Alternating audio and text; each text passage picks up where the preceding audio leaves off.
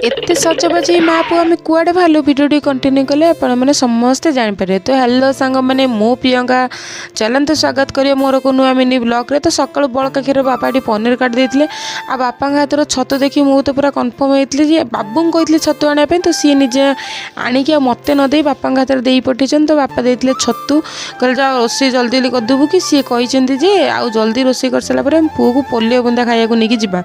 मु तो पूरापूरी ही भूली जाइए। तो ये मुझे फटाफट पूरा रोसे गैस ही सब करदी रोसे कर सारी मो पुओ गली उठाया कहीं पुओ को जेतु मुझे गाधे पाधे खोईकी शोई देती तो सी जेतु उठी नाला पूरा भलसे उठेकी रेडी सेडी करके आम पलैलु पोलियो दवाई।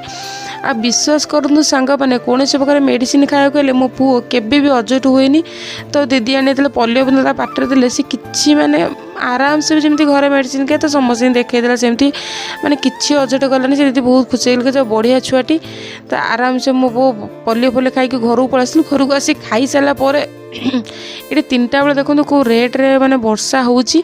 तो एत जोर वर्षा होता तो मुझे कहली मोर गोटे वीडियो करदेव गोटे रिल्स करदेव कि रिल्स तो हो पारानी बाकी माने यूट्यूब सर्ट्स देखो वीडियो कर मो स्वामी जेहेतु वर्षा है छणाछणी पाक छणाछणी ना कौन हम कि।